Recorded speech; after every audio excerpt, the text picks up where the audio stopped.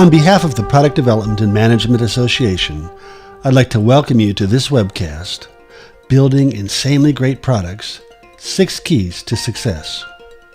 These webcasts are hosted by the Product Development and Management Association. PDMA is the world's largest professional organization for new product development professionals. You can find more information about PDMA at www.pdma.org. I'm Mark Hart, the moderator for today's webcast. I'm a PDMA volunteer and a certified new product development professional. Today's presenter is Dave Fradin. Dave has shaped the development of 75 products at 25 organizations over the past 47 years. Dave has been employed at HP and Apple. He'll be sharing stories from a few of these product development efforts. Dave's book, Building Insanely Great Products, was published in November of 2016. Dave acknowledges that Steve Jobs was associated with the phrase, building insanely great products.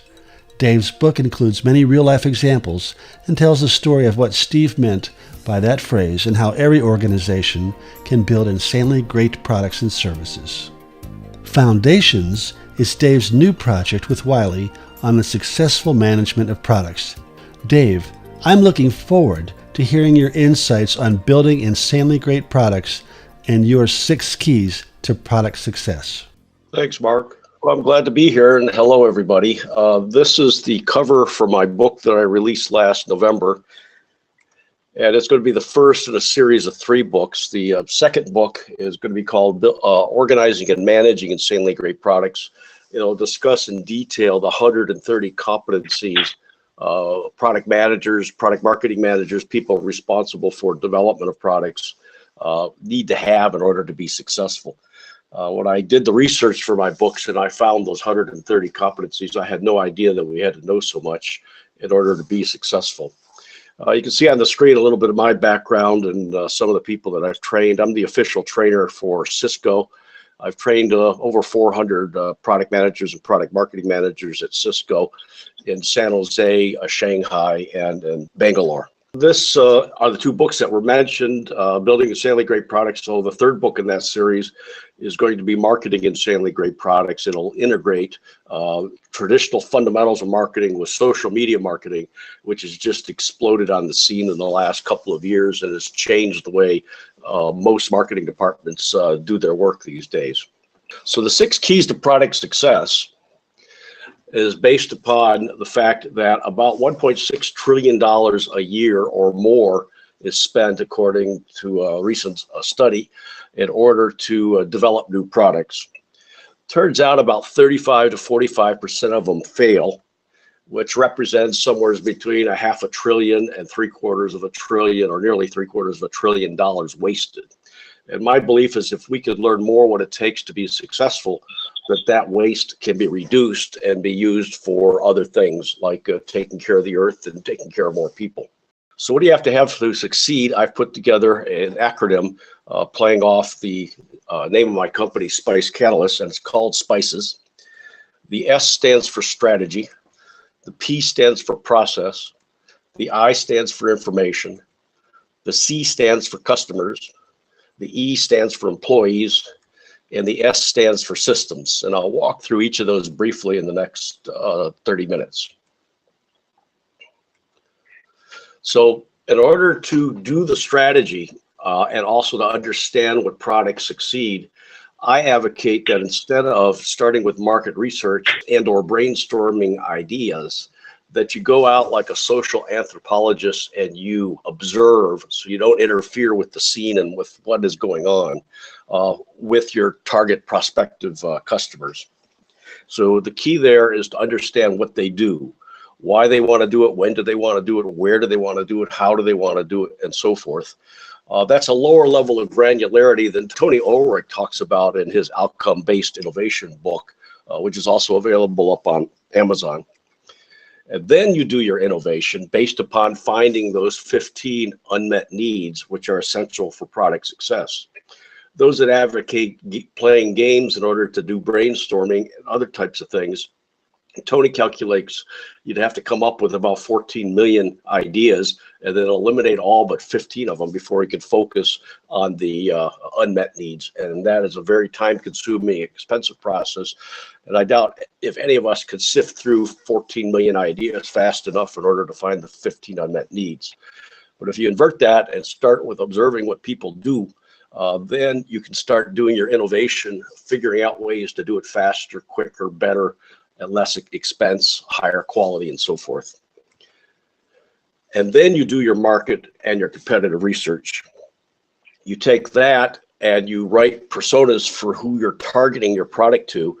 And I borrowed this idea from the personas that marketing people use in order to figure out how to communicate to their target market. I advocate that engineering needs to have the same personas such that they have in their eye when they're building the product who they are targeting. Then from that information, you can easily write your value proposition. And I think one of the things that I struggled with in my career is trying to start with the value proposition without understanding the problems that the customers are trying to solve.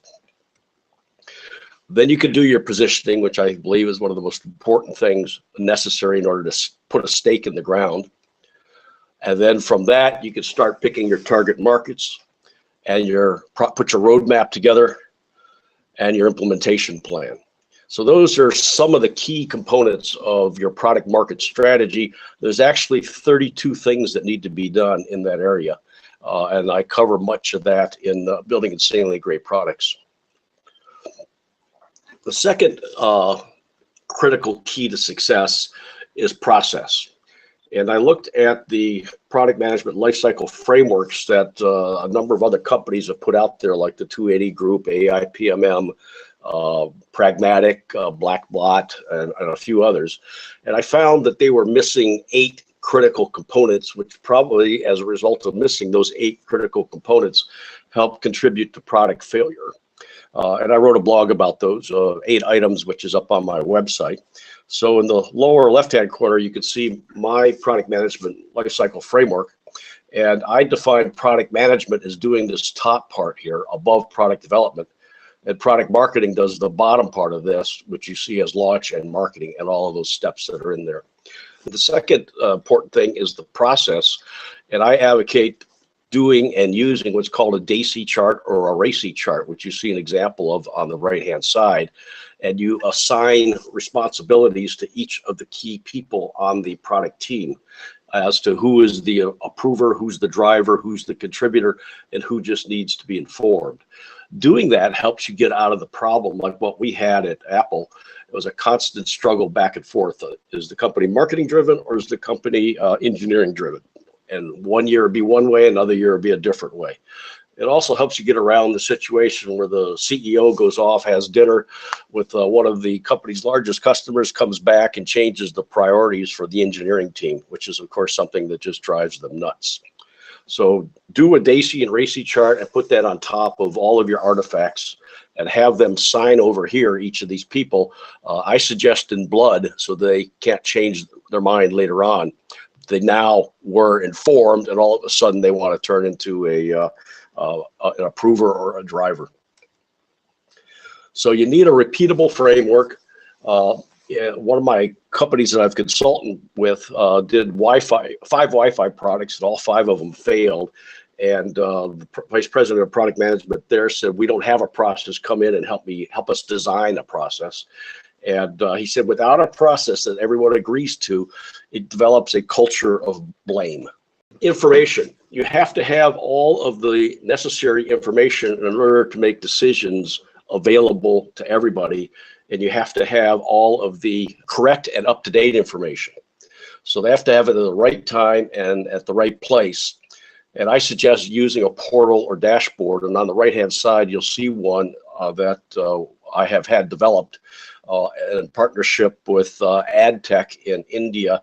One of my students, when I was teaching in India, a fellow by the name of Uday Kumar, an engineering manager, decided to put this product together. And I'll talk more a little about that later. The third is understanding your customer. And I walked through this a little bit, from understanding what they do to the innovation, to the customer value, to the value proposition, and then on to positioning. And I have this described in a blog article that it's more than just demographics. It's understanding what they do. Then you have to have employees that are trained and have all the core competencies necessary for product management, product marketing, and the other things that you see listed there. And a management life cycle that supports your products and improves productivity. So think of SPICEs: strategy, process, information, customers, employees, and systems. One of the critical things is to have a set of values and a vision, which combined creates a culture. And they should include a creation of customer value as a value. And it also should include learning and innovation.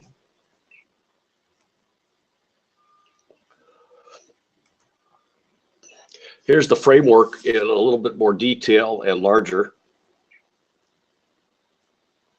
And you notice the arrows. If you try to jump in and start doing value proposition without doing all these things to the left of it, it's virtually impossible to get it done and to do it right.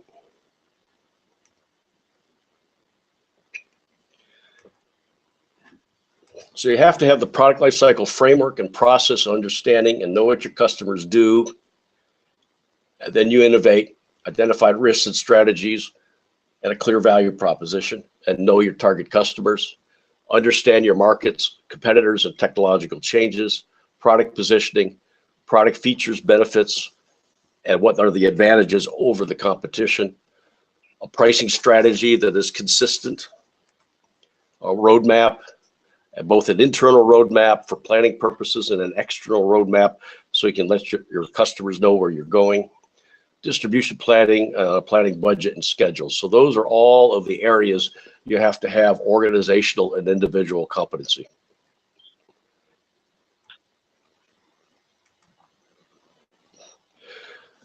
So I saw an article in December of 2015 in the New York Times talking about the 200 schools of entrepreneurship throughout the United States.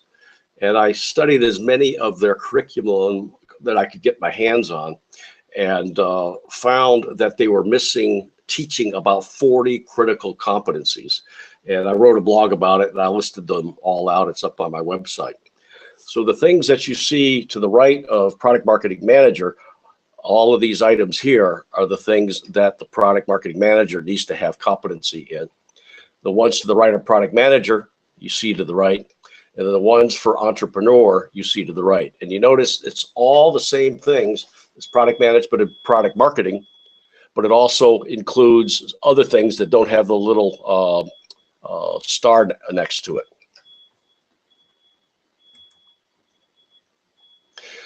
Then you can increase your product success with this product that Uday put together called Productize. And this is the dashboard from that plugin. And it enables you to use any framework you want. You can use mine or you can customize it. And then it gives you a dashboard, and you can see here that this task is complete and this task is 83% complete, and this task here hasn't been done yet. So it gives you that visibility as to where the product is in its development life cycle. It also provides, as you know, if you're familiar with Jira, each one of these issues can be opened up and you can attach documents to it, Google Docs, Word docs, spreadsheets, and so forth. And you can always keep it updated, and everybody will know to be playing off exactly the same page. This also enables collaboration because these tasks can be assigned to different people and can be tracked. And lastly, Jira integrates with a number of other systems, and you can provide integration with those other systems. So in closing, let me ask a question. If you could type into the question part of your control panel, what is your role? And here's the answer. First question, what is the best thing about your company? Our first one, I guess, is the answer to what's the best thing. See, persona, I perhaps think it is, indicates that the delivery of quality products is the best thing about their company. So thank you. Okay. Anybody else? Looks like we've got some shy folks today. Here's another one. Just came in. Now they're coming in. To create products that our clients want to buy. That's from Paul. Gabriel says, unique products in a blue ocean market segment. Bruce says, focus on safety. Bruce, thanks for that. Liz is indicating that collaboration among various groups to create the product is an awesome thing at her company. Well, congratulations, you're all wrong. The best thing in your company is each one of you. And you get to decide what you're going to do and what you're not going to do and how well you're going to do it. And depending upon the decisions that you make your company more successful or less successful. And I'm building that point off of a movie that came out about 5 years ago called I Am. And the famous producer for a number of major motion pictures was in a bicycle accident. And when he was lying in the hospital, he was thinking about his purpose in life. And he decided after he got out of the hospital to take 4 filmmakers and travel around the world to find out what's wrong with the world. And what he found, to his surprise, was what was right with the world.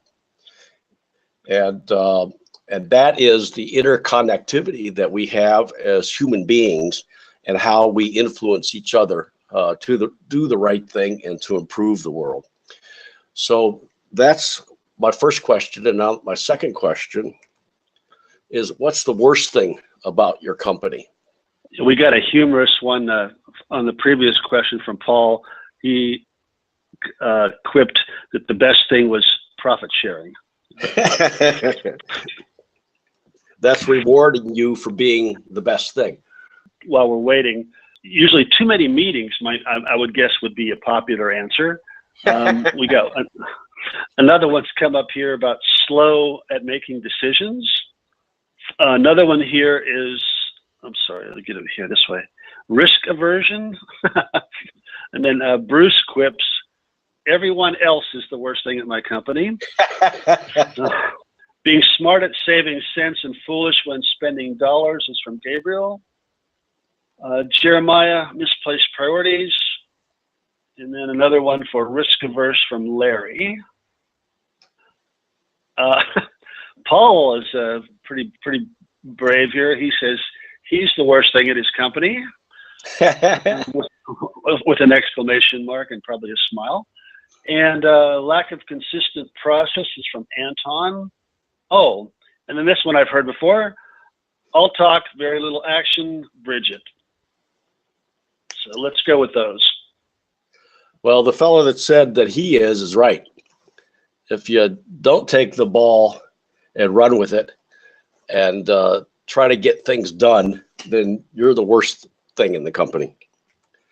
So to that effect, some of my fellow product managers complain that their title should be product janitor, and they're whining about that they have all the responsibility but none of the authority. So I put together a generic PowerPoint presentation, which you could download from my website. And it is a generic presentation you can just fill out and then take your boss out to lunch and ask your boss for the authority that you need in order to successfully get your job done.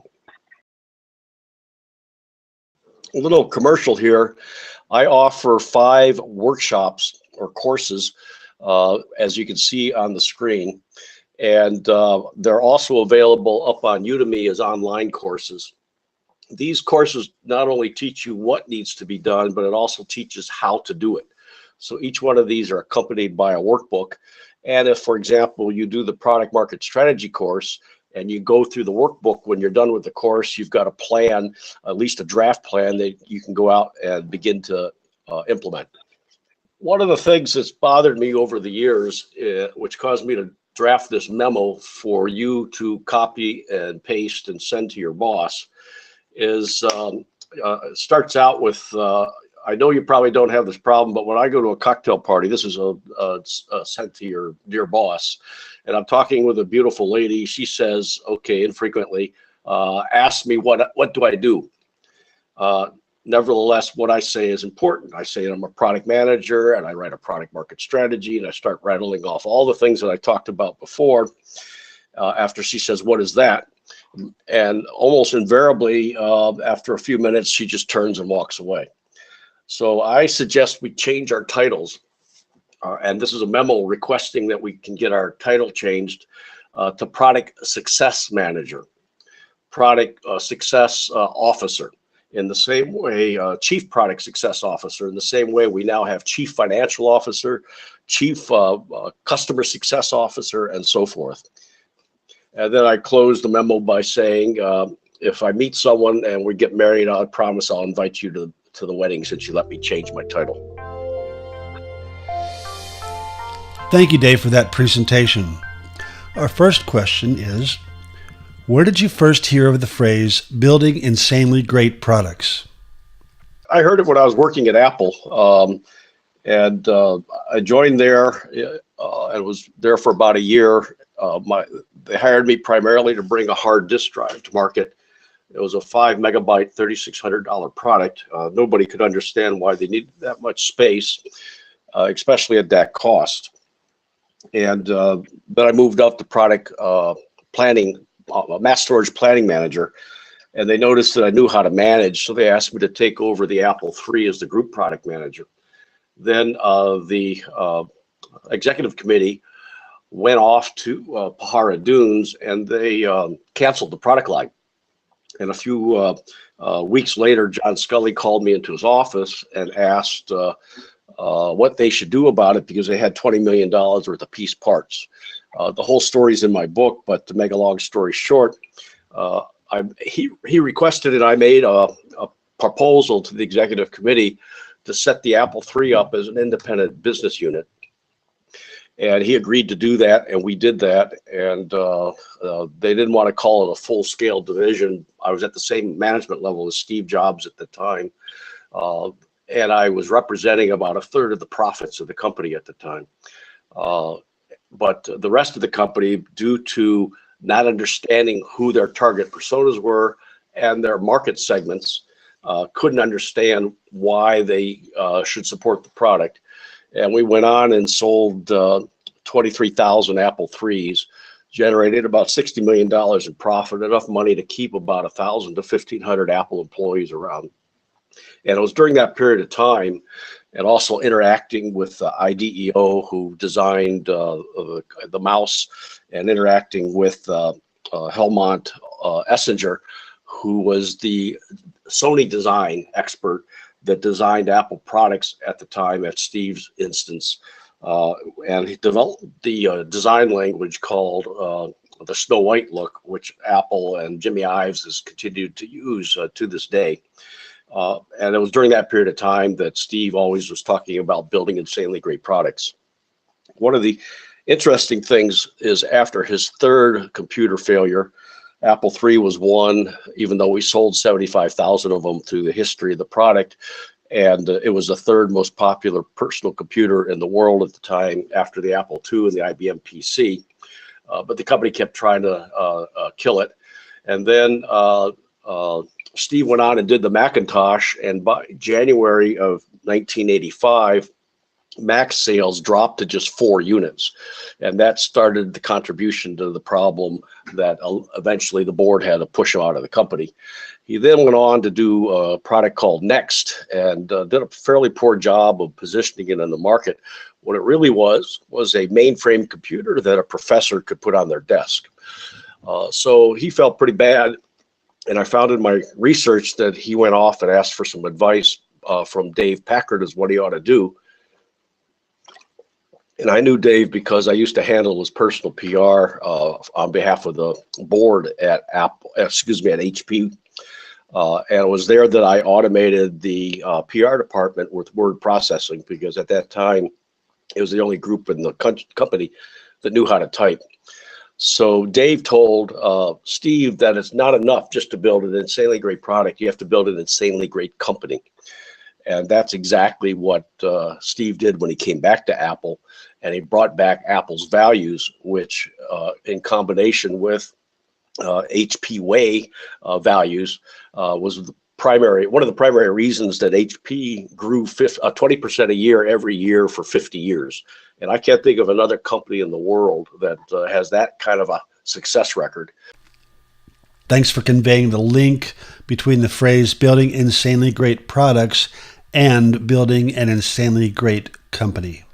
Here's our second question. Does your approach apply to any type of product? For example, does it apply to fast-moving consumer goods? Let me answer that question partially because of the word services. A service, at first the answer is yes, the framework applies to any product and any service. And a service is nothing more than an intangible product, and they all have the same characteristics. They may be priced differently, they may be positioned differently, and so forth, but you still have to have a pricing strategy, you still have to have a positioning statement, etc. And there's an article up on my website in the blog on the comparison of products and services. Will your presentation of the 137 competencies be reserved for your next book? He can look for it in my second book, and it's also going to be in the Foundations book in Volume 1. Our next question relates to the 1.6 trillion in waste. Can you comment on the waste using the SPICE framework? Yeah, it's 1.6 trillion is spent. Waste is about 0.5 trillion to 0.75 trillion. And let me get to the acronym. It happens in the area of not having a strategy. For example, my friend Steve Johnson, who's trained more product managers than I have, when he was at Pragmatic, he said if you had a nickel for all the times a product is about to be introduced and the company comes to him and asks him to help them find customers, he'd be a multimillionaire. And it's because many of the things in the product market strategy is not done. The second, and that's one of the biggest parts. The second reason is the lack of a repeatable, mature process through the life cycle. So the same mistakes are made over and over again. And frequently, the way products are developed and or marketed is the way they did the last one, rather than as you would do in an agile development, you would do a retrospective and look back and fix things and improve your process and achieve greater process maturity. The third thing in terms of information, that the people making the decisions don't have the information that they need in order to get the decision made. One very large company I was consulting with, I went to their market research department and asked for some studies, and they said, well, we can't get those until the new budget comes along about 6 months from there, and then that probably won't be approved for another 6 months, so I can get the information I need in order to make decisions today in about a year. In terms of customers, is not understanding your customer and what they want to do is the major area of failure. In terms of employees, it's believing that the employees are a liability and not training them. Where if you look at the military, for example, when they're not fighting a war, they're constantly training. They're investing in their people. So the companies that don't invest in their people typically lead to failure. And then lastly, not having the tools and systems that effectively help the people responsible for new product development to get their job done. I hope that answers the questions. Yes. It shows how your framework directs someone's thought process to understand the potential origins of waste. When I read your book, I saw the names that many may associate with important times at Apple. One of those names is Guy Kawasaki. Can you comment? Yeah, since I was responsible for the end of life of the Apple III, I felt it was very, very important that we maintain the loyalty of those 75,000 people that bought the computer, usually spending about $8,000 each, and not just drop the product and destroy that loyalty. So one of the things I did is I handed off guy the 500 hardware and software developers for the Apple III so that they can successfully transition to the Macintosh and not go out of business because we were canceling the product line. Are there special considerations for a manufacturing company? Not really. Some of these questions in terms of manufacturing versus food versus services, it's just those industries use different terms. A manufacturing company has to figure out what it's going to manufacture. And in order to know what their manufacturing is going to be successful, they need to understand what their customers want to do. Now, some companies say, but I'm OEMing, I'm the original equipment manufacturer, and somebody else is telling us what they want us to build. Well, if you happen to build something that they're unable to sell, then you as a manufacturing company is in trouble. So what I recommend is the same thing I told Pitney Bowes when they asked me to speak at their worldwide product management conference in New York or in Connecticut, and that is go to your customer's customer and find out better what they want so that you know when you're building and manufacturing the product that the product is going to be successful. And plus, that gives you an ability to gain some loyalty with your customer. Are there differences in how you approach the development effort for a hardware product instead of a software product? I don't think so. And I also believe that Apple develops hardware in an agile form. Every Wednesday, Tim Cook, or when Steve was alive, would get together with Johnny Ive and the designers in the design room, and they would bring out prototypes for them to touch and feel and look at and talk about. And so rapid prototyping is the key to agile for hardware. And of course, with the advent of 3D printing and small numerical control machines, which they have in the design studio at Apple, enables you to continuously develop, prototype, test inside and outside the company, and then make a number of iterations to improve the product. I've heard that the Apple approach encourages many prototypes during development. They try to minimize the reliance on a particular vendor's solution being available at launch. Can you comment on that? Yes. And frequently we hear about things like, remember the glass factory down, I think it was in Arizona, that couldn't produce the glass, but that didn't interrupt, even though $1 billion was spent on it, that did not interrupt the product life cycle for the iPhone. And there's stories out there now saying they're having trouble integrating a new touch sensor on the screen. They got to make 70 to 100 million of these things, and they're not going to let the company have trouble in the fall because the phone is delayed by 6 months. You contrast that with Samsung and the phone that they put out there that blows up. The reason it does is they didn't leave enough space in the case for the lithium battery to expand. And that was a design failure. So they obviously did not prototype that or test it in a large enough volume. And they obviously did not have any alternatives. I was very impressed when I was the mass storage planning manager at Apple. The Japanese would come in and they'd show me a 2-inch drive, a 2.25-inch drive, a 2.5-inch drive, a 3-inch drive, a 3.5-inch drive, and a 4-inch drive, in addition to their 5.25-inch drives. And they would lay them all out on the table. And they said, which one do you want? They claimed they were all working prototypes. While many of the mass storage makers in the United States, in fact, all of them would come in with one of one of those formats, and that's all they would have. Well, Steve insisted that the hard drive be 3.5-inch. So that eliminated many of the American manufacturers of hard drives and resulted in us going with Sony.